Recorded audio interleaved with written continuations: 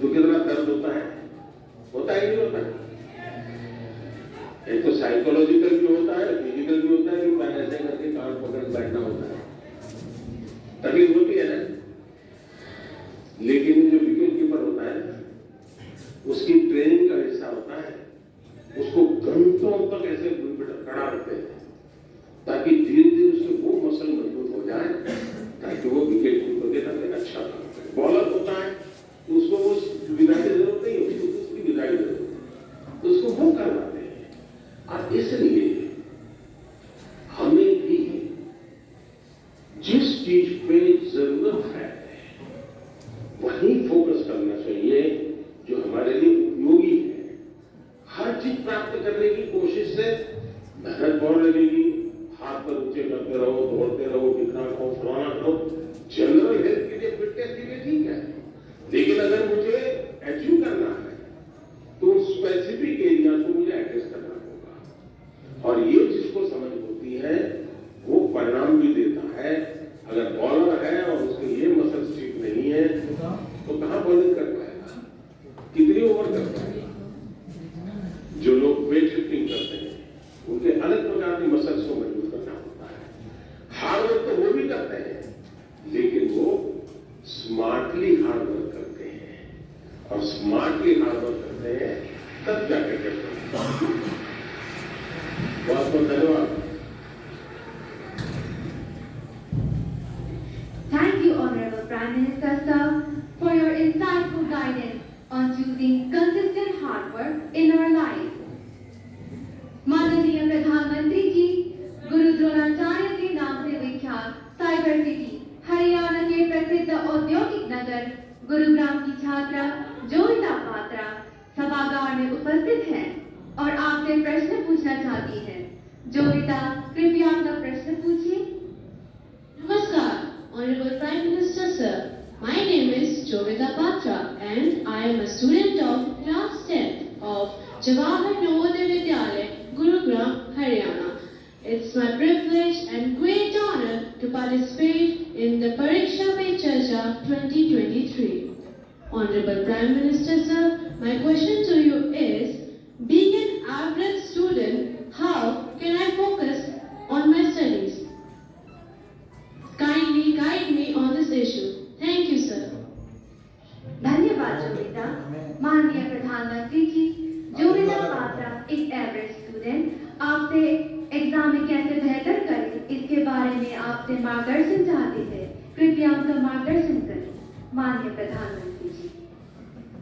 सबसे पहले तो मैं आपको बधाई देता हूं कि आपको पता है कि आप एवरेज है।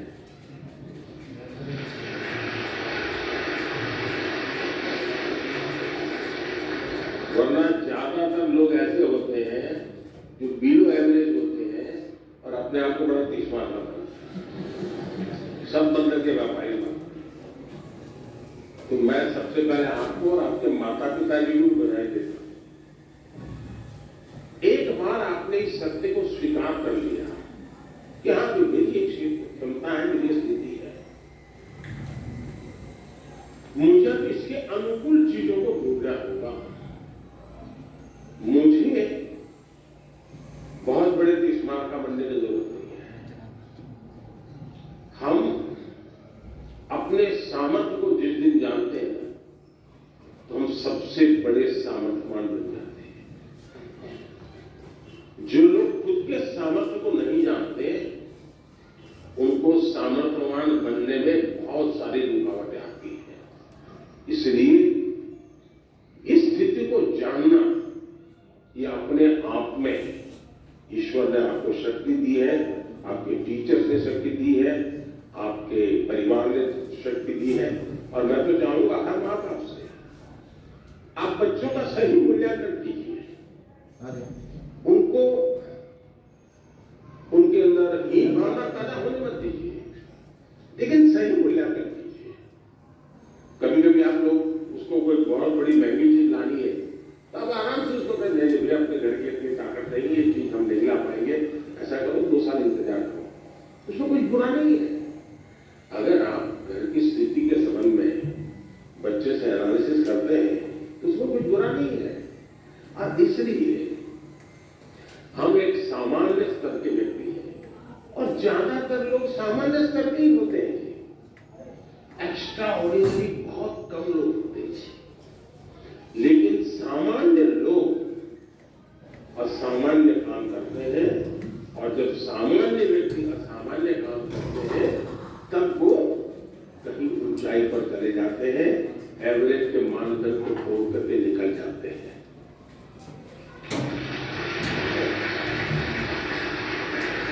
अब इसलिए हमें कभी भी ये सोचना, दुनिया में आप देखिए ज्यादातर जो लोग सफल हुए हैं वो क्या है, वो किसी जमाने में एवरेज लोग थे, असामान्य काम करके आए हैं, बहुत बड़ा परिणाम देके आए हैं। अब आपने देखा होगा इन दिनों दुनिया में पूरे विश्व की आर्थिक स्थितियों की चर्चा हो रही है। कौन देश कितना आगे गया, किसकी आर्थिक स्थिति कैसी है, और कोरोना के बाद तो ये बड़ा मानदंड मिल गया है। और ऐसा तो नहीं है कि दुनिया के पास अर्थवेत्ताओं की कमी है, बड़े बड़े नोबेल प्राइज विनर हैं जो गाइड कर सकते हैं कि ऐसा करने से आर्थिक स्थिति ऐसी बनेगी, ऐसा करने से ऐसी आर्थिक स्थिति, कोई कमी नहीं है। ज्ञान का प्रभाव बांटने वाले तो हर गली मोहल्ले में आजकल अवेलेबल है, और कुछ विद्वान भी अवेलेबल है जिन्होंने बहुत कुछ किया है।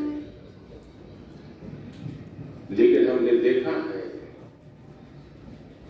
कि भारत आज दुनिया में आर्थिक जो तुलनात्मक हो रहा है, भारत को एक आशा की किरण के रूप में देखा जा रहा है।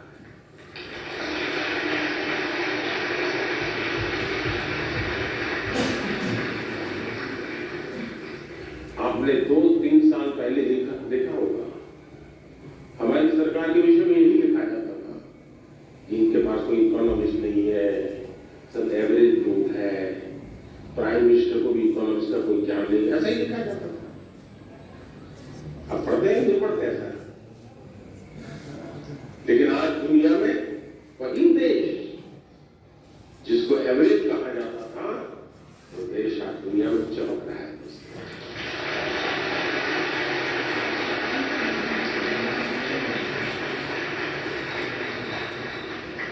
अब इसलिए हम इस प्रेशर में न रहे दोस्तों कि आप एक्स्ट्रा ऑर्डिनरी नहीं है, और दूसरी बात आप एवरेज भी होंगे, आपके भीतर कुछ न कुछ एक्स्ट्रा ऑर्डिनरी होगा ही होगा।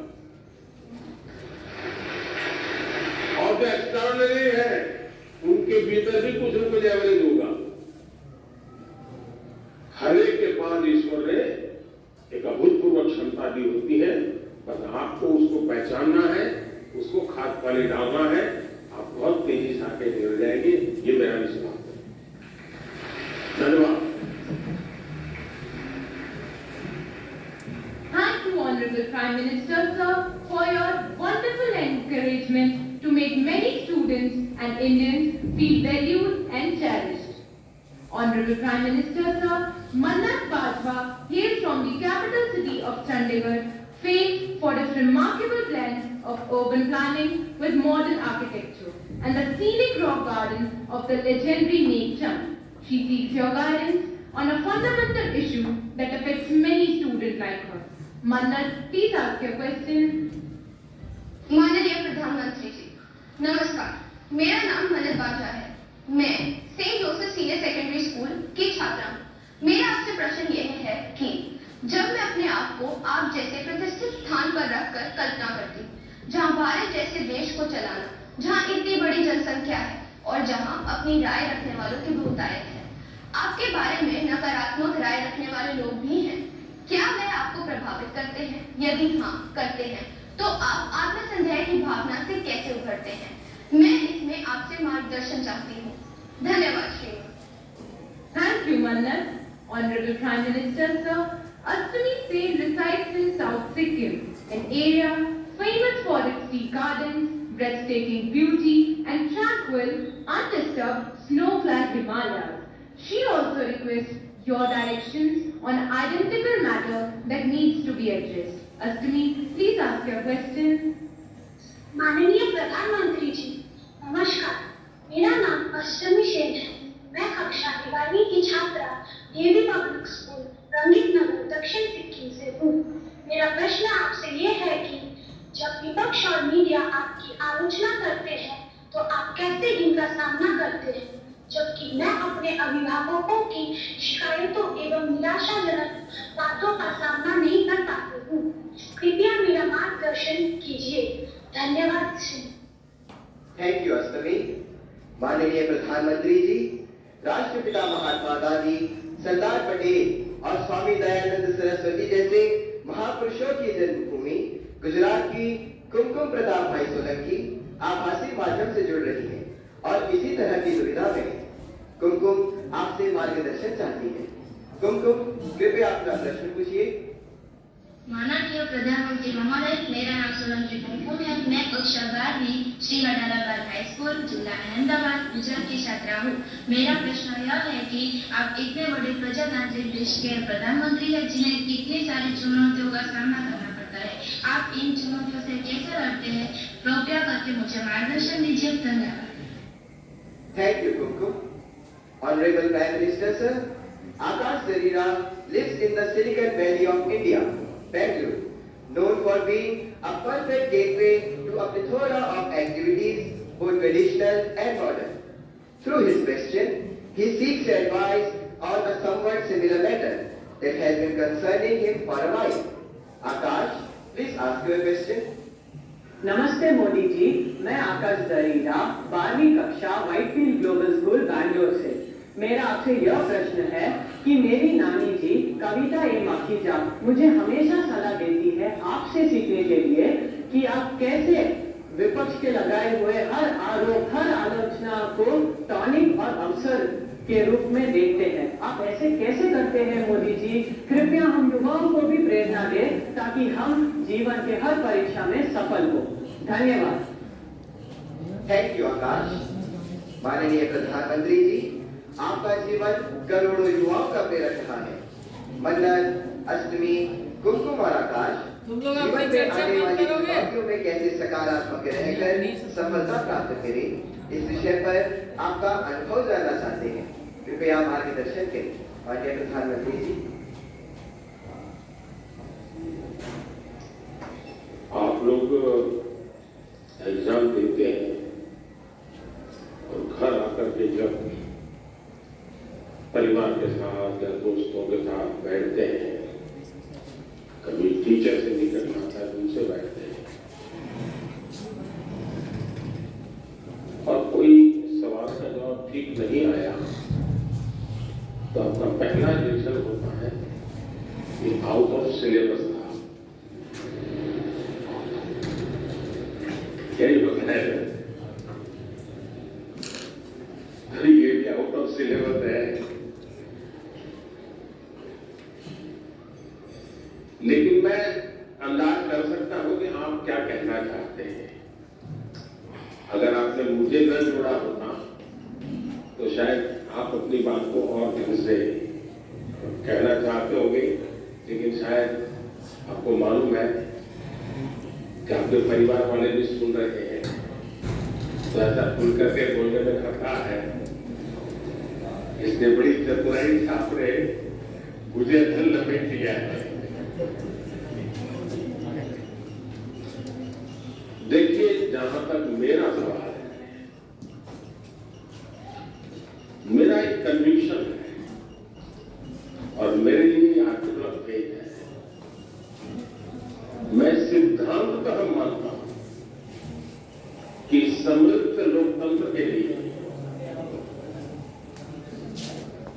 आलोचना एक शुद्धि यज्ञ है।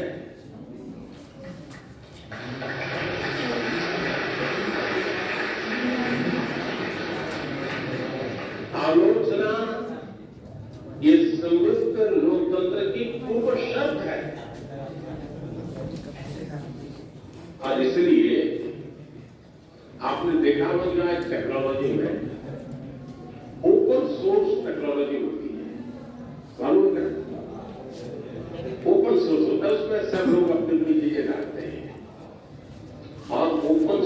टेक्नोलॉजी के माध्यम से ये अलाउ किया जाता है कि देखिए कि हमने किया है, हम यहाँ क्या करते हैं, हो सकता है कुछ कमियां होगी तो लोग उसके अंदर अपने अपने टेक्नोलॉजी में इंसर्ट करते हैं और काफी लोगों के प्रयास से वो एकदम से समृद्ध एक सॉफ्टवेयर बन जाता है। ये ओपन सोर्स आजकल बहुत ही ताकतवर एक इंस्ट्रूमेंट माना जाता है। उसी प्रकार से कुछ कंपनियां अपनी प्रोडक्ट को मार्केट में रखती है और चैलेंज करती है कि उसमें जो कमियां हैं वो दिखाएगा, उसको हम इनाम देंगे।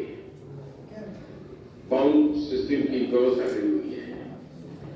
इसका मतलब ये हुआ कि हर कोई चाहता है कि कमियां जो हो उससे मुक्ति का रास्ता कोई इंगित करेगा तो होगा ना। लेकिन कभी कभी क्या होता है, आलोचना करने वाला कौन है उस पर सारा मामला सेट हो जाता है। जैसे मान लीजिए आपके यहां स्कूल के अंदर फैंसी ड्रेस कंपटीशन है और आपने बड़े चाव से बढ़िया फैंसी ड्रेस पहन करके गए और आपका प्रिय दोस्त है, एकदम प्रिय दोस्त, जिसकी बात आपको हमेशा अच्छी लगती है, वो कहेगा यार तुमने ऐसा क्या पहना, ये अच्छा नहीं लग रहा है, तो आपका एक रिएक्शन होगा। और एक स्टूडेंट है जो आपको थोड़ा कम पसंद है, नेगेटिव वाइब्रेशन हमेशा आते हैं उसको देखते ही, आपको उसकी बातें बिल्कुल पसंद नहीं है, वो कहे देखो ये क्या पहनता है, कैसे पहनते हैं क्या, तो आपका एक दूसरा रिएक्शन होगा। क्यों? जो अपना है वो कहता है तो आप उसको पॉजिटिव लेते हैं, सार्वजनिक। लेकिन जो आपको पसंद नहीं है वो वही कह रहा है, लेकिन आपको गुस्सा आता है, तू कौन होता है, मेरी बदली, ऐसा ही होता है। उसी प्रकार से आप आलोचना करने वाले आदतन करते रहते हैं, तो उनके एक बक्से में डाल दीजिए, दिमाग खपाइए क्योंकि उनका इरादा कुछ और है। अब घर में आलोचना होती है क्या? मैं समझता हूं कुछ गलती होती है। घर में आलोचना नहीं होती है, ये दुर्भाग्य का विषय है। आलोचना करने के लिए माँ बाप को भी बहुत अध्ययन करना पड़ता है, आपको ऑब्जर्व करना पड़ता है, आपके टीचर को मिलना पड़ता है, आपके दोस्तों की आदतें जाननी पड़ती है, आपकी दिनचर्या को समझना करना पड़ता है, आपको फॉलो करना पड़ता है, आपका मोबाइल फोन पर कितना टाइम जा रहा है, स्क्रीन पर कितना टाइम जा रहा है, सारा बहुत बारीकी से कुछ बोलते हुए माँ बाप अवसर करते हैं। फिर कभी आप किस अच्छे मूड में होते हैं वो देखते हैं, और जब अच्छे मूड में होते हैं, अकेले होते हैं, तब प्यार से वो कहते हैं यार देख बेटे तो इतनी क्षमता है, इतना सामर्थ्य है, देखते थकती है क्यों जाता, तो वो सही जगह पे वो रजिस्टर होता है। वो आलोचना काम है, लेकिन आजकल माँ बाप को टाइम नहीं है, वो आलोचना नहीं करते, टोका टोकी करते हैं, और जो गुस्सा आपको आता है ना वो टोका टोकी खाता है, कुछ भी करो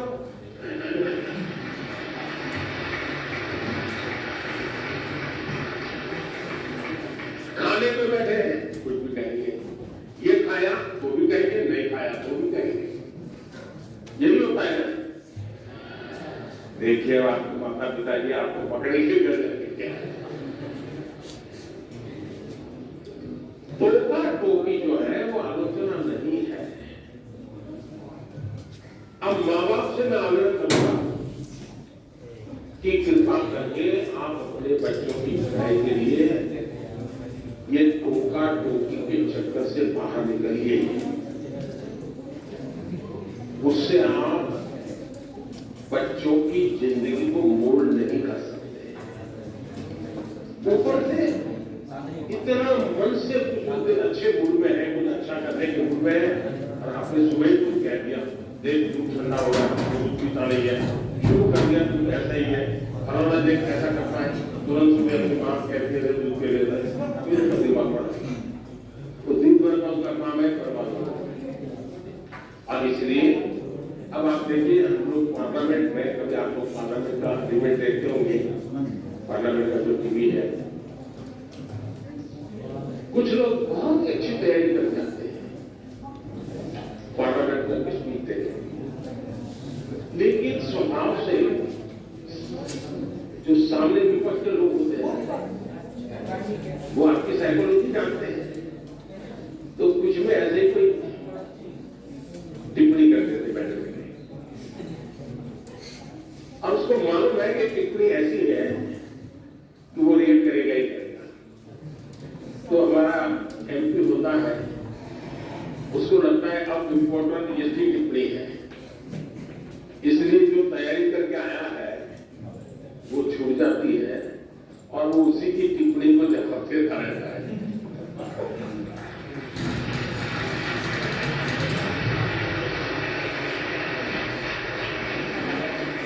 और अपना पूरी बर्बादी कर देता है। और अगर टिप्पणी है हंसी मजाक में, बॉल खेल दिया छुट्टी कर दी, दूसरी जगह पर अपने विषय पे चला जाता है, उसको फोकस एक्टिविटी का परिणाम मिलता है। और इसलिए हमें अपना फोकस छोड़ना नहीं चाहिए। दूसरी बात है, देखिए, आलोचना करने के लिए बहुत मेहनत करनी पड़ती है, बहुत अध्ययन करना होता है, उसका एनालिसिस करना होता है, कंपेरिजन करना होता है, भूतकाल देखना होता है, वर्तमान देखना होता है, भविष्य देखना होता है, बड़ी मेहनत करनी पड़ती है, तब जाके आलोचना संभव है। और इसलिए आजकल शॉर्टकट का जमाना है, ज्यादातर लोग आरोप करते हैं, आलोचना नहीं करते। आरोप और आलोचना के बीच में बहुत बड़ी खाई है। हम आरोपों को आलोचना न समझे। आलोचना तो एक प्रकार से वो न्यूट्रिएंट है जो हमें समृद्ध करता है। आरोप वो चीजें हैं जिसको हमने आरोप लगाने वालों को गंभीरता से लेने की जरूरत नहीं है, समय बर्बाद की जरूरत नहीं है, लेकिन आलोचना को कभी लाइट नहीं लेना चाहिए। आलोचना को हमेशा मूल्यवान समझना चाहिए, वो हमारी जिंदगी को बनाने के लिए बहुत काम आती है।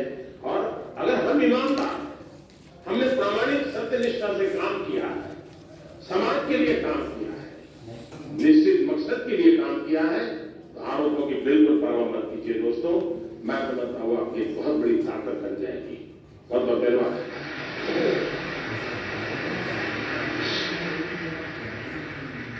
माननीय प्रधानमंत्री जी, आपकी सकारात्मक ऊर्जा ने करोड़ों देशवासियों को नया मार्ग दिखाया। आपका धन्यवाद।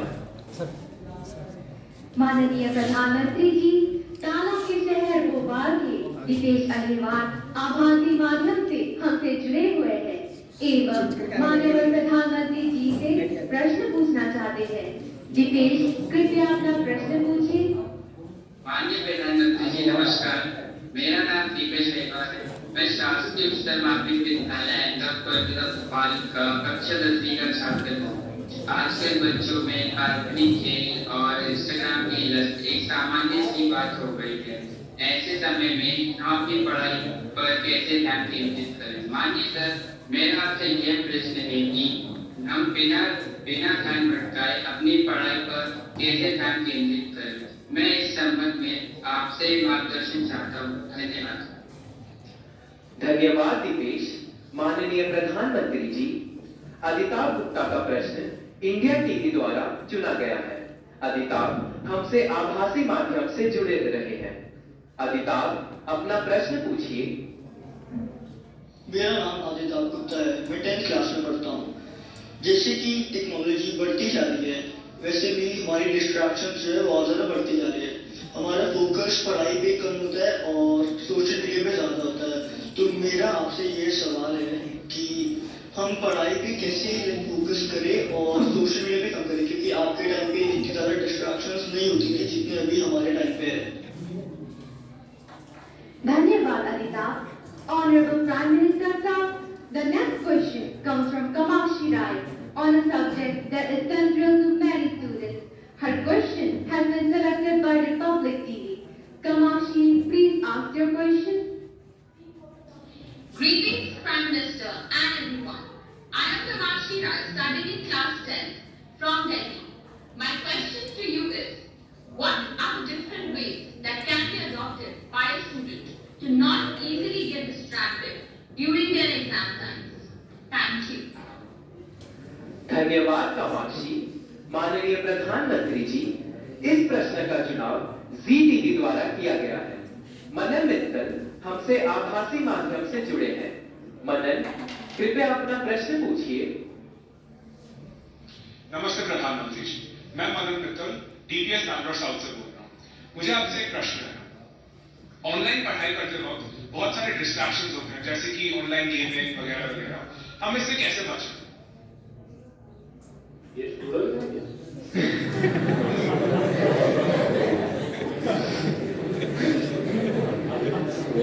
बोलते रहते हो के।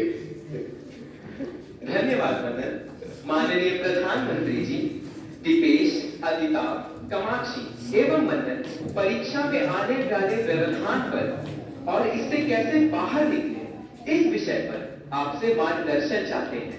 कृपया मार्गदर्शन करें माननीय प्रधानमंत्री जी।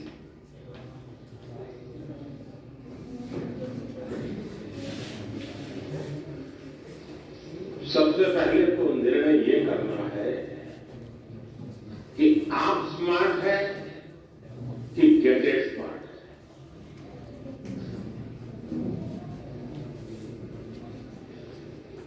कभी कभी तो लगता है कि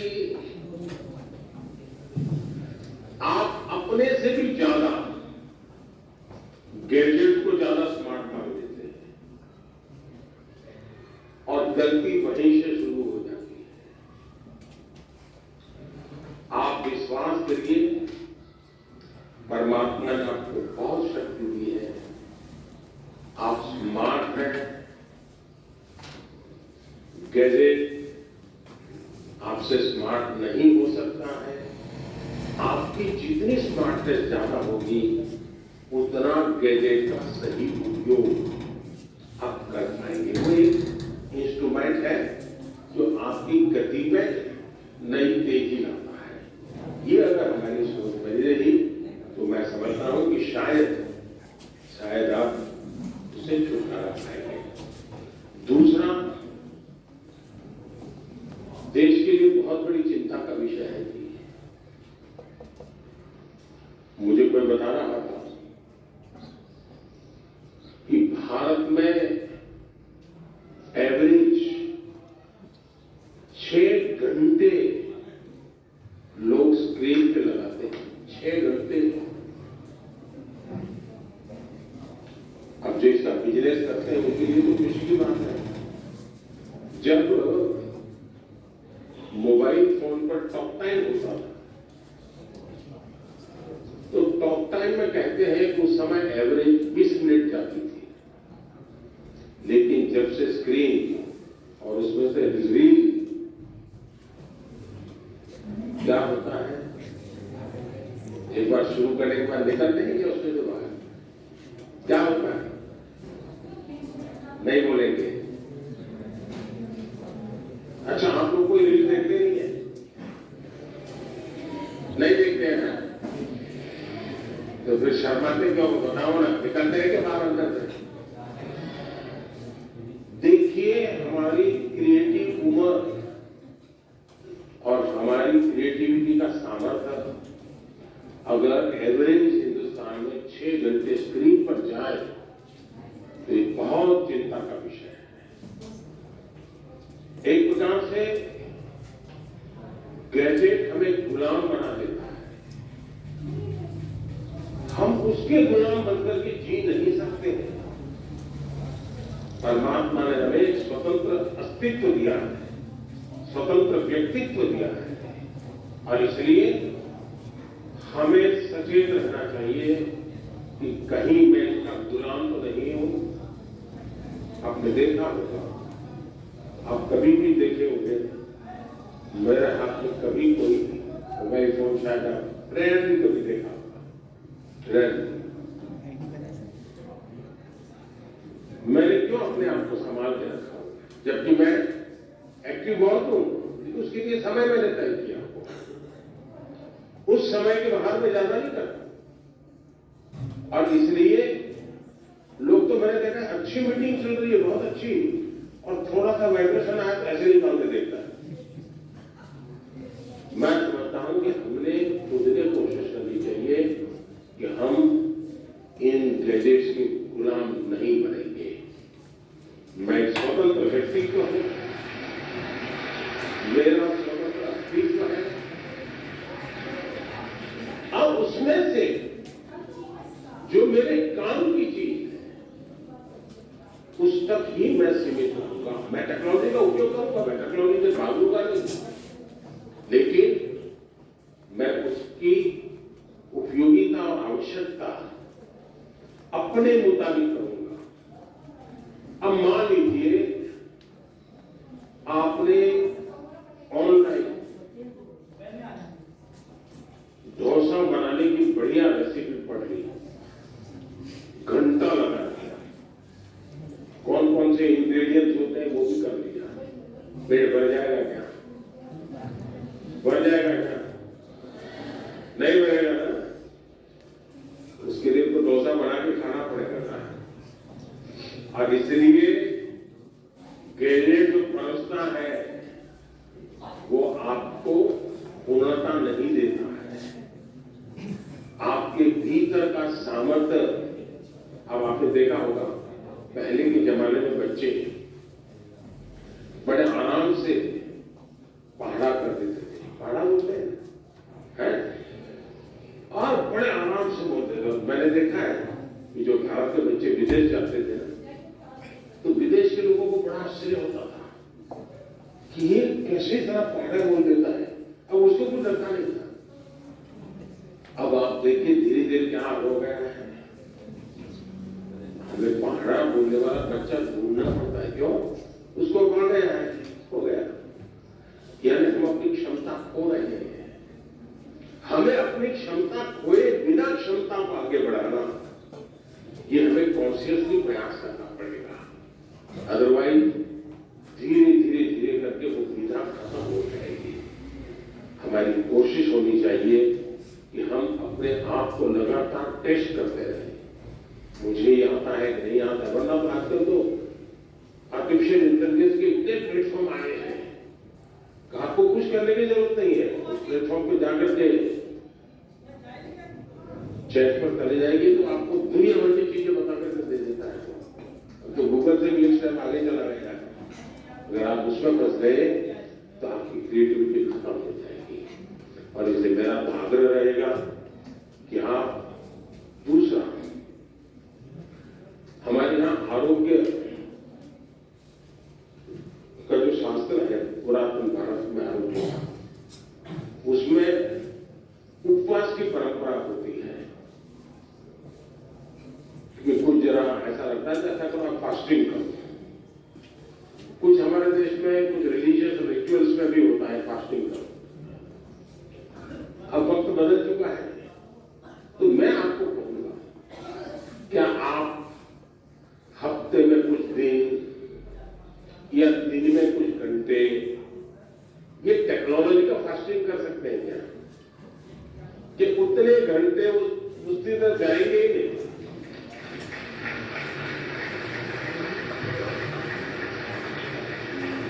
आपने देखा होगा कई परिवार होते हैं, घर में बड़ा 10वीं 12वीं बड़ा टेंशन शुरू में ही हो जाता है।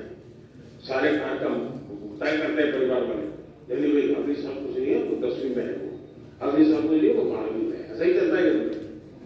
और फिर टीवी पे भी कपड़ा लगा देते हैं, हाँ नो टीवी, क्यों? एग्जाम 10वीं एग्जाम है, 12वीं के एग्जाम है।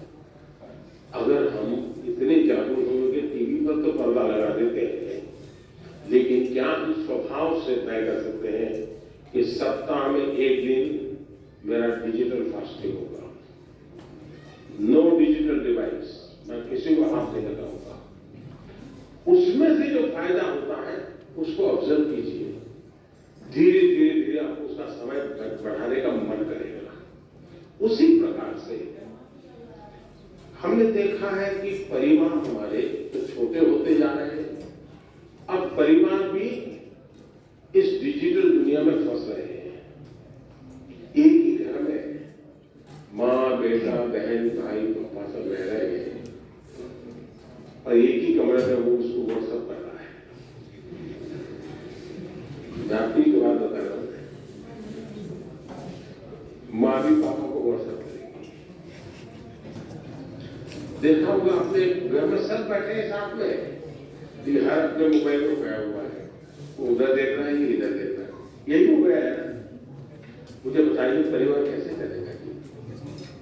पहले तो बस में, ट्रेन में जाते थे तो लोग गप्पे मारते थे, अब अगर कनेक्टिविटी मिल गई पहला काम यही, जैसे दुनिया भर का काम उन्हीं के पास है, उनके बिना दुनिया रुक जाने वाली है। ये जो बीमारियां हैं, इस बीमारियों को हमें पहचानना होगा। हम अगर इन बीमारियों को पहचानेंगे तो बीमारियों से मुक्त हो सकते हैं। और इसलिए मेरा आग्रह है, घर में भी क्या आप एक एरिया तय कर सकते हैं? क्या परिवार में जाके आज ही तय कीजिए, एक एरिया तय कीजिए, ये एरिया जो है नो टेक्नोलॉजी जोन, मतलब वहां टेक्नोलॉजी में एंट्री नहीं मिलेगी। वहां आना है घर के उस कोने में तो मोबाइल वहां रख दो और वहां आराम से बैठेंगे, बातें करेंगे। No technology zone. घर के अंदर भी एक कोना बना दीजिए, जैसे देवघर होता है, भगवान का मंदिर एक अलग होता है कोने में, वैसा ही बना दीजिए। वे इस कोने में आना है, चल दो मोबाइल पार क्या, यहाँ ऐसे बैठो। अब देखिए धीरे धीरे आपको जीवन जीने का आनंद शुरू होगा। आनंद अगर शुरू होगा तो आप उसकी गुलामी में से बाहर आओगे। बहुत बहुत धन्यवाद।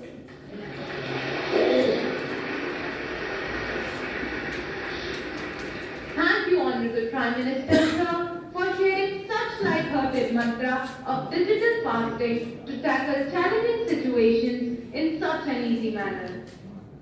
माननीय प्रधानमंत्री जी, हिमालय पर्वतमाला में स्थित प्राकृतिक सौंदर्य से भरपूर यूनियन टेरिटरी जम्मू से निदा हमसे आभासी माध्यम से जुड़ रही हैं एवं आपसे प्रश्न पूछना चाहती हैं। निदा अपना प्रशांत आपसे प्रश्न पूछना चाहते हैं। प्रशांत, कृपया अपना प्रश्न पूछिए। माननीय प्रधानमंत्री जी नमस्कार, मेरा नाम प्रशांत है। मैं शहीद नायक राजेंद्र सिंह राजकीय मॉडल संस्कृति वरिष्ठ माध्यमिक विद्यालय हथी, जिला पलवल, हरियाणा की कक्षा 12वीं विज्ञान संकाय का छात्र हूँ। मेरा आपसे यह प्रश्न है कि तनाव परीक्षा के परिणामों को किस तरह प्रभावित करता है। मैं इसमें आपसे मार्गदर्शन चाहता हूँ। धन्यवाद श्रीमान। धन्यवाद प्रशांत। माननीय प्रधानमंत्री जी, निदा और प्रशांत की तरह देश भर के करोड़ों छात्र आपसे परीक्षा परिणाम पर तनाव का प्रभाव इस विषय पर मार्गदर्शन चाहते हैं। माननीय प्रधानमंत्री जी।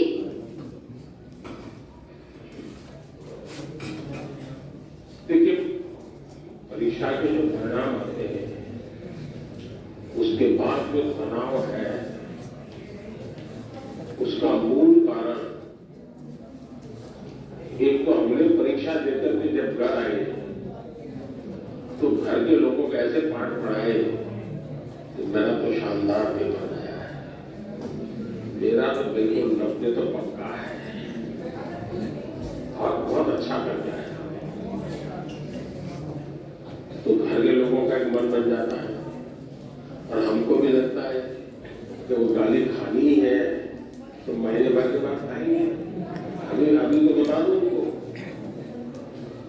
अब उसका परिणाम ये आता है कि वैकेशन का जो टाइम होता है परिवार ने मान लिया होता है तुम सही हो और तुम अच्छा रिजल्ट लाए वाले ही वाले, ऐसा मान लेते हैं। वो अपने दोस्तों को सुनाना शुरू कर देते हैं, बहुत अच्छा किया और बहुत मेहनत करता था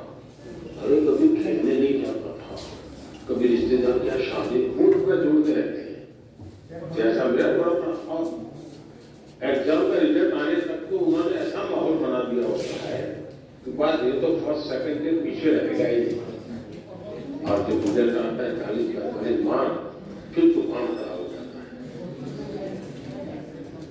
और इसलिए पहली बात है कि हम सच्चाई से मुकाबला करने की आदत छोड़नी नहीं चाहिए। हम कितने दिन तक झूठ के सहारे जी सकते हैं? स्वीकार करना चाहिए। हाँ, मैं गया नहीं, मैं एग्जाम ठीक से नहीं गई, मैंने कोशिश की, अच्छा नहीं हुआ। अगर पहले से ही आप कहते और वाले में 5 मार्क्स ज्यादा आ गए, तो आपने देखा होगा कि हमें तनाव नहीं होगा। वो कहेंगे अरे तू तो कहता था बहुत खराब गया, अच्छे मार्क्स लेके आया। स्टैंडर्ड जो मानदंड है ना, वो सेट हो जाता है, उसे अच्छा दिखता है। इसलिए आपको दूसरा है तनाव का कारण। आपके दिमाग में आपके दोस्त बने रहते हैं। वो ऐसा करता है तो मैं ऐसा करूंगा, वो ऐसा करता है तो मैं ऐसा करूंगा। क्लास में कोई बहुत ही हुनर बच्चा होता है, भी हुनर होते हैं, 20-20 तक पढ़ होता है। दिन रात आप उस कॉम्पिटिशन के भाव में जीते हैं। तनाव का ये भी एक कारण होता है। हम अपने लिए जिए, अपने में जिए, अपनों से सीखते हुए जिए। सीखना सबसे चाहिए, लेकिन अपने भीतर के सामर्थ्य पर बल देना चाहिए। अगर ये हम करते हैं तो तनाव से मुक्ति की संभावनाएं बढ़ जाती है। दूसरा, जीवन के तरफ हमारी सोच क्या है। जिस दिन हम मानते हैं कि ये एग्जाम गई मतलब जिंदगी गई, फिर तो तनाव शुरू होना ही होना है। जीवन किसी एक स्टेशन पर रुकता नहीं है जी। अगर एक स्टेशन छूट गया तो दूसरी ट्रेन आएगी, दूसरे बड़े स्टेशन पे ले जाएगी। अब चिंता मत कीजिए।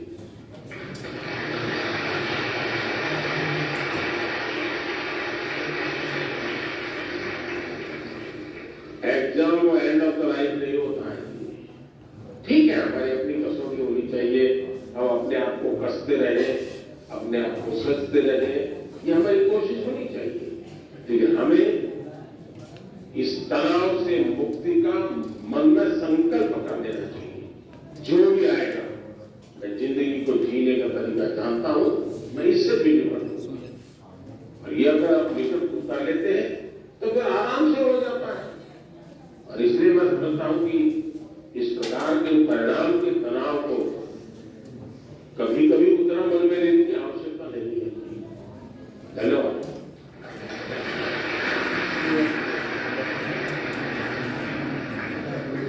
माननीय प्रधानमंत्री जी, आपका अनुभव सुनकर हमें नई चेतना आई है। आपका धन्यवाद। Honorable Prime Minister sir, our Akshara Siri lives in the Rangareddy district in Telangana.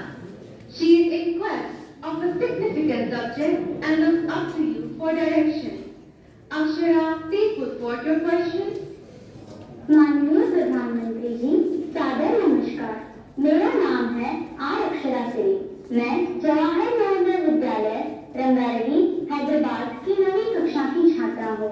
मान्यवर, मेरा प्रश्न है, हमें अधिक भाषाएं सीखने के लिए क्या करना चाहिए? मैं इसमें आपके मार्गदर्शन चाहती हूँ।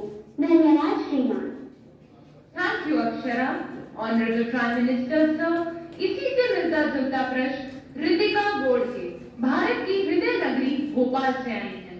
वे हमारे साथ सभागार में हैं। रितिका, कृपया अपना प्रश्न पूछें। आदरणीय प्रधानमंत्री जी नमस्कार। मेरा नाम रितिका घोड़के है। मैं भोपाल मध्य प्रदेश कक्षा 12वीं की छात्र शासकीय सुभाष उत्कृष्ट माध्यमिक विद्यालय स्कूल फॉर एक्सीलेंस की छात्रा हूँ। सर, मेरा क्वेश्चन आपसे यह है कि हम अधिक से अधिक भाषाएं कैसे सीख सकते हैं और ये क्यों जरूरी है? धन्यवाद। धन्यवाद ऋतिका। माननीय प्रधानमंत्री जी, कृपया अक्षरा और ऋतिका को बहुभाषी कौशल प्राप्त करने के लिए मार्गदर्शन करें, जो कि समय की आवश्यकता है। माननीय प्रधानमंत्री जी। बहुत ही अच्छा सवाल पूछा आपने। वैसे मैं शुरू में कह रहा था कि बाकी चीजें छोड़कर के पूरा फोकस होते जाइए। ये एक ऐसा सवाल है जिसमें मैं कहता हूँ कि आप तरह एक्सट्रोवर्ट हो जाइए, थोड़ा बहुत एक्सट्रोवर्ट होना जरूरी होता है। और ये मैं इसलिए कह रहा हूँ,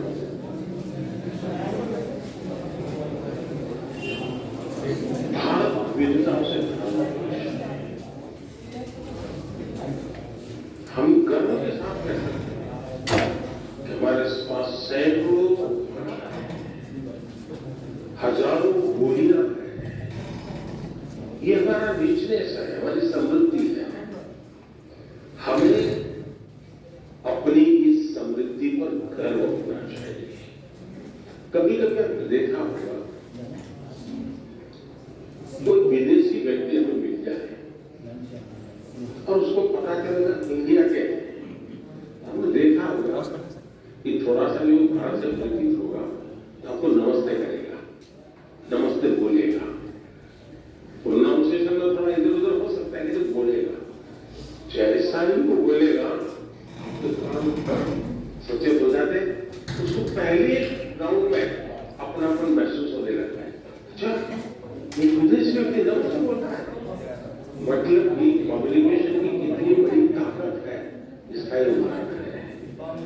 इतने बड़े देश में आप रहते हैं, आपने कभी सोचा है कि शौक के नाते, जैसे हम कभी सोचते हैं मैं तबला सीखूं, कभी मैं सोचता हूं मैं फ्लूट सीखूं, मैं सितार सीखूं, पियानो सीखूं, ऐसा मन में करता है नहीं करता। वो भी एक हमारी अतिरिक्त विधा डेवलप होती नहीं होती।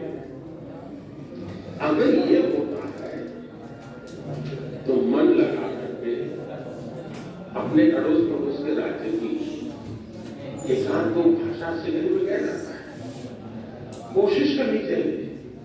और सिर्फ हम भाषा सीखते हैं मतलब बोलचाल की वाक्य सीख जाते ऐसा नहीं। हम वहां के अनुभवों का निचोड़ जो होता है, एक एक भाषा की अभिव्यक्ति होना शुरू होती है, उसके पीछे हजारों साल की एक अविरत अखंड अविचल एक धारा अनुभव की धारा होती है, उतार चढ़ाव की धारा होती है, संकटों का सामना करते हुए निकली होती है और तब जाकर एक भाषा व्यक्ति का रूप लेती है। हम एक भाषा को जो जानते हैं तब आपको हजारों साल पुरानी दुनिया में प्रवेश करेगा और इसलिए बिना बोझ बनाए हमें भाषा, मैं कभी कभी हमने जब बहुत हमारे देश में कहीं पर कोई एक अच्छा स्मारक पत्थर का बना और कोई हमें कहे कि 2000 साल हमें गर्व होता है नहीं होता, कितना बढ़िया चीज 2000 साल पहले होता है नहीं होता, किसी को भी गर्व होगा। फिर ये विचार नहीं आता कि किस कोने में है, अरे भाई 2000 साल पहले का नहीं होता, इतना बढ़िया बना है हमारे हम मुझे बताइए दुनिया की सबसे पुरातन, दुनिया की सबसे पुरातन, सिर्फ हिंदुस्तान की नहीं, दुनिया की सबसे पुरातन भाषा जिस देश के उस देश को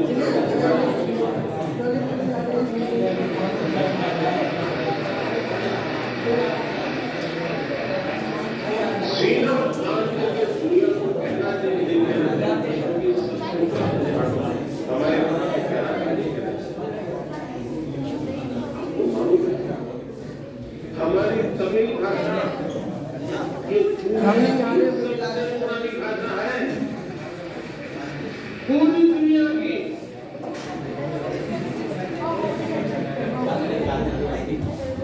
इतनी बड़ी अमानत देश के पास है, इतना बड़ा गौरव देश के पास है कि हम सीना तान करके हम कहते नहीं। अगर पिछली बार जब युद्ध में गया तो मैंने 4 मिनट तक कभी मानने को अभी मैं जीवन को बताना मुझे गर्व है। तमिल भाषा दुनिया की श्रेष्ठ भाषा, दुनिया की सबसे पुरानी भाषा मेरे देश।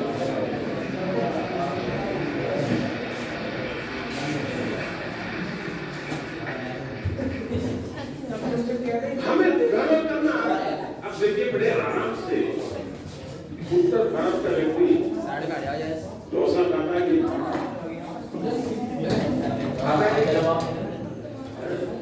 सवाल बड़े मजे से खाता है। तब तो उसको दक्षिण में जाइए वहाँ पौधा मिल जाती है और बड़े चाव से लोग खाते हैं। कोई काम नहीं होता है, कोई काम नहीं होती है। जितनी सरलता से बाकी जिंदगी आपकी है उतनी ही सरलता से, और मैं तो चाहूंगा हर किसी ने कोशिश करनी चाहिए कि अपनी मातृभाषा के दौरान भारत की कोई भाषा कुछ तो सेंटेंसेस आने चाहिए। आप देखिए आपको आनंद आएगा जब ऐसे व्यक्ति को मिलोगे और 2 वाक्य भी अगर आप उसकी भाषा में बोलोगे एकदम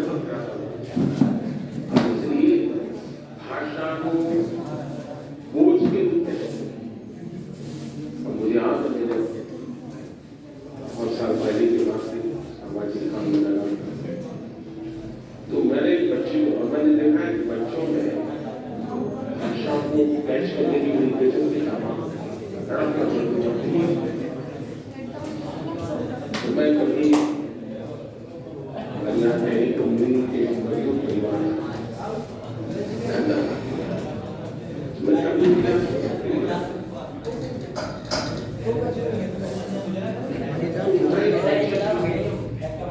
कई भाषाएं क्यों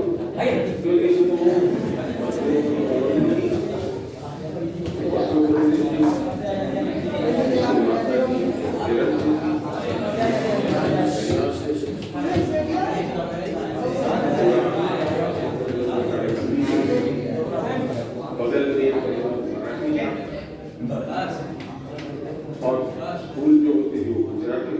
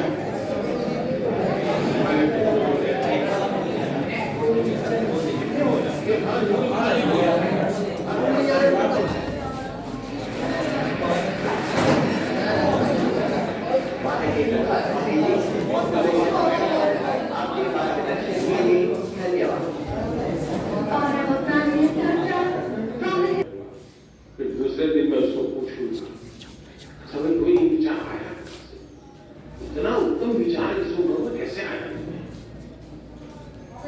उसको कुछ काम करते करिए देख सकते ऐसा नहीं है, रियलिटी ये है। वो तुरंत स्वीकार कर देगा।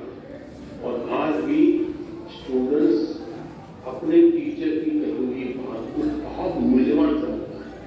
अगर एक गलत बात बता दी, एक गलत बात बता दी तो उसकी जिंदगी में वो रजिस्टर हो जाती है। और इसलिए बात बताने से पहले समय लेना बुरा नहीं है। हमने बाद में भी बताया जो चलता है। दूसरा डिसिप्लिन का क्लास में कभी टीचर को क्या लगता है अपना अनुभव क्या प्रभाव करने के लिए जो सबसे दुर्बल स्टूडेंट होता है उसको पूछेंगे, बताओ तुम समझे कि नहीं समझे? तो करता है डांट देती, मैं इतनी मेहनत कर रहा हूँ, इतना पढ़ा रहा हूँ, उनको कुछ समझ नहीं आता। अगर मैं टीचर होता तो मैं क्या करता? जो बहुत ही अच्छे ब्राइट स्टूडेंट हैं उनको कहता, अच्छा बताओ भाई तुम कैसे समझे इसको? वो बढ़िया समझ जाएगा, तो जो नहीं समझ रहा है वो स्टूडेंट की भाषा अच्छी तरह समझेगा, उसको समझ आ जाएगा। और जो अच्छे स्टूडेंट हैं उनको मैं प्रतिष्ठा दे रहा हूं, तो अच्छे बनने की कॉम्पिटिशन शुरू होगी, स्वाभाविक रूप से कॉम्पिटिशन शुरू होगी। दूसरा, जो इस प्रकार से अनुशासन में नहीं है, ध्यान केंद्रित नहीं कर रहा है, क्लास में भी उसको एक्टिविटी लग रहा है, टीचर अगर उसको अलग बुलाते हैं तो अलग बुला करके बात करे, क्या से बात करे, देखा तो इतना बढ़िया विषय था, तुम खेल रहे थे, चलो आज खेलो, मेरे सामने खेलो, तुम्हें तो मजा आएगा, मैं भी देखूं क्या खेलते थे। अच्छा बताओ तुम आप ये खेलने का काम बाद में करते हैं और तुमने ध्यान दिया तो फायदा होता नहीं होगा। उससे अगर संवाद करते तो उसको एक अपनापन महसूस होता, वो कभी इंडिसिप्लिन नहीं करता। लेकिन उसके ईगो को अपने अगर हट किया तो फिर दिमाग फट देगा। कुछ लोग चतुराई भी करते हैं, चतुराई भी उनकी कहानी आती है, जो सबसे शरारती लड़का होता है उसी को मॉनिटर बना देते हैं, बनाते हैं ना, मॉनिटर बन जाता है तो उसको भी लगता है यार मुझे तो थोड़ा ठीक से व्यवहार करना पड़ेगा, तो वो फिर खुद को अपने आप को जरा ठीक करता है और सबको ठीक रखने के लिए अपने आप को एडजस्ट करता है, अपनी बुराइयों को कंट्रोल करने की कोशिश करता है, शिक्षक को प्रिय होने का प्रयास करता है और अल्टीमेटली परिणाम ये आता है उसकी जिंदगी बदल जाती है और उसके माध्यम से क्लासरूम का एनवायरनमेंट भी सुधर जाता है। तो अनेक तरीके हो सकते हैं, लेकिन मैं मानता हूं कि हमें डंडा लेकर के डिसिप्लिन वाले रास्ते नहीं चुनने चाहिए, हमें अपना त्यागी रास्ता चुनना चाहिए, अपना रास्ता चुनेंगे तभी लाभ। बहुत बहुत धन्यवाद। माननीय प्रधानमंत्री जी, इतनी सरलता एवं गहराई से जीवन मूल्यों की प्रेरणा पर आपका कोटि कोटि धन्यवाद। माननीय प्रधानमंत्री जी, परीक्षा पर चर्चा 2023 के अंतिम प्रश्न के लिए मैं आमंत्रित कर रही हूँ दिल्ली से श्रीमती सुमन मिश्रा, जो कि एक अभिभावक है, वे सभागार में उपस्थित है और आपसे अपनी जिज्ञासा का समाधान चाहती है। मैम, कृपया अपना प्रश्न पूछिए। Good morning, Honorable Prime Minister. Myself, Suman Mishra. Sir, I seek your advice on how should a student behave in a society. Thank you, sir. धन्यवाद मैम। माननीय प्रधानमंत्री जी,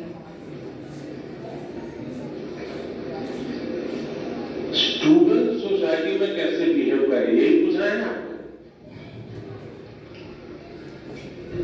मैं समझता हूं कि इसको थोड़ा अलग दायरे में रखना चाहिए। हम किस सोसाइटी की बात करते हैं? जो हमारा सर्कल है वो, जिनके बीच हम बैठते उठते हैं, कभी अच्छी बुरी बातों में टाइम बिताते हैं, टेलीफोन पर घंटे बिता देते हैं। अगर उस लिमिटेड वर्तुल की बात करते हैं तो आप बच्चे को जैसा कहोगे वैसा, यहाँ जूते पहन करके आओ, यहाँ जूते निकालो, यहाँ इस ढंग से व्यवहार करो, यहाँ उस ढंग से करो, ऐसा आप कह सकते हैं। लेकिन हकीकत यह है कि उसको एक घर के दायरे में बंद नहीं रखना है, उसको समाज में जितना व्यापक उसका विस्तार होने देना चाहिए। मैंने तो कभी कहा था, शायद परीक्षा पे चर्चा में ही कहा है, कहीं और का मुझे याद नहीं है। मैंने कहा था कि 10वीं 12वीं के एग्जाम के बाद कभी बच्चे को पहले अपने स्टेज पे खरीदते हो और 5 दिन के लिए तुम इतनी जगह पे घूम करके वापस आते और वहां की फोटो, वहां का वर्णन सब लिख करके ले आओ, फेंको उसको। हिम्मत के साथ आप देखो बच्चा बहुत कुछ सीख करके आएगा, जीवन को चार्ज करके उसको विश्वास पड़ेगा, फिर वो आपको ये नहीं दिलाएगा। और 12वीं का है उसको कहो तुम राज्य के बाहर जाकर करवाओ, देखिए इतने पैसे हैं, ट्रेन में जाना है, विदाउट रिजर्वेशन जाना है, सामान इतना होगा, ये तुझे खाना दे दिया है, जाओ इतनी चीजें देखकर जाओ, और आकर के सब हो सकता। आपने सचमुच अपने बच्चों का ट्रायल लेते रहना चाहिए, उनको समाज के भिन्न भिन्न वर्गों में जाने के लिए प्रेरित करना चाहिए। उसको कभी पूछना चाहिए कि भाई तुम्हारे स्कूल में इस बच्चे ने इस बार जो कबड्डी में अच्छा खेला था तो उसको मिले क्या, जाओ उसकी घर जाके मिल के आ जाओ।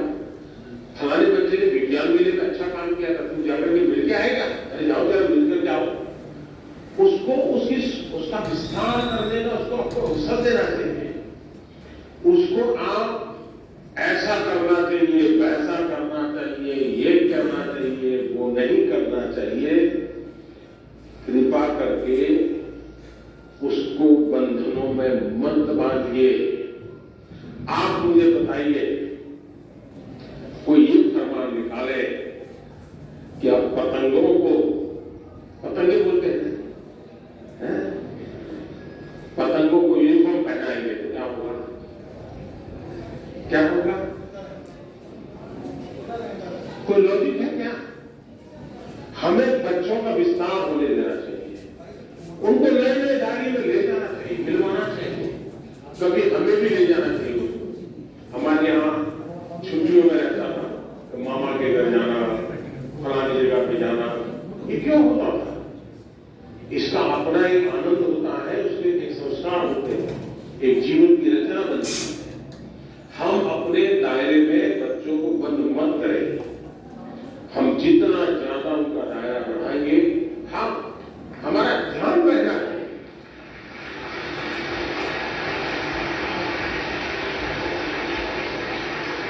हमारा ध्यान रहना चाहिए कि उसकी आदतें कहीं खराब तो नहीं हो रही है, कमरे में खोया हुआ तो नहीं रहता है, उदासीन तो नहीं रहता है।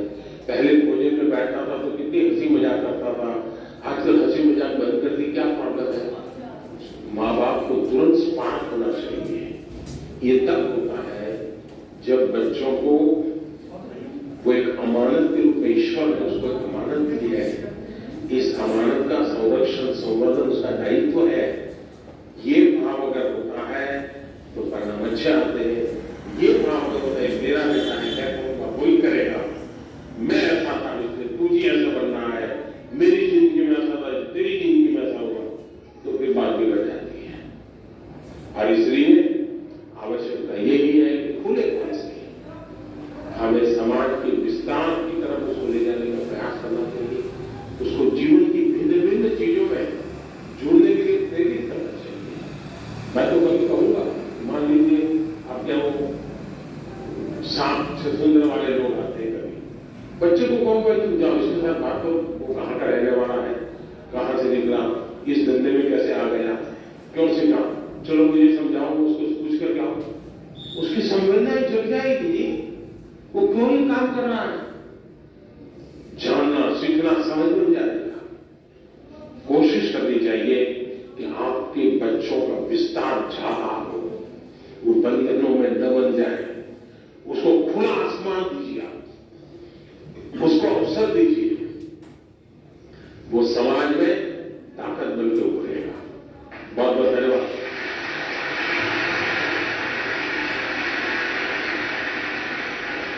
Thank you, Honorable Prime Minister, sir, for your inspirational insights in matters that have been concerning many exam warriors, and for making exams not a reason to worry, but a season to celebrate and enjoy. This brings us to the culmination of a spectacular event that was a symphony of inspiration and encouragement, a melody of memories that will forever resonate within our hearts. We extend our deepest thanks and gratitude to the Honorable Prime Minister for gracing this hall with his presence and infusing us with his radiant spirit. प्रधानमंत्री जी द्वारा परीक्षा पे चर्चा ने हमारे जैसे करोड़ों बच्चों की बेचैनी, घबराहट एवं हार मानने की प्रवृत्ति को उत्साह, उमंग एवं सफलता की ललक में बदल दिया है। धन्यवाद माननीय प्रधानमंत्री जी, कोटि कोटि धन्यवाद।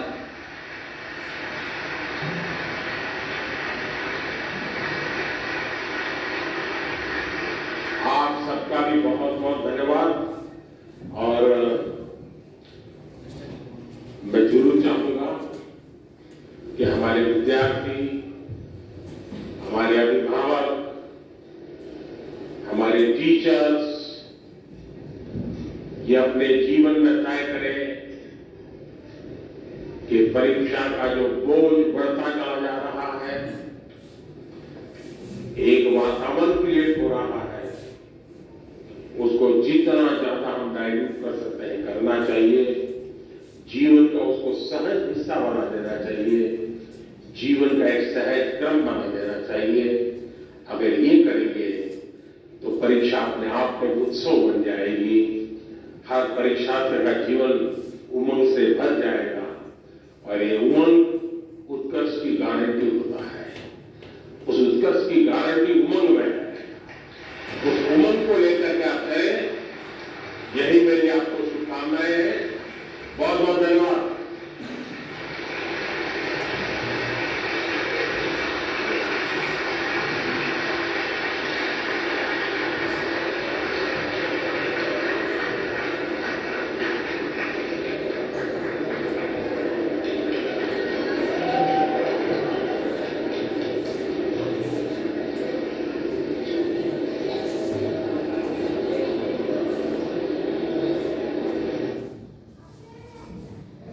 विद्यार्थी के लिए सहज हो जाए, उसे एक खुला आसमान दे,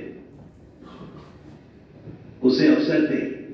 और इस समय परीक्षा पे चर्चा 2023 के अंतर्गत अपने संबोधन और विद्यार्थियों के सवाल के बाद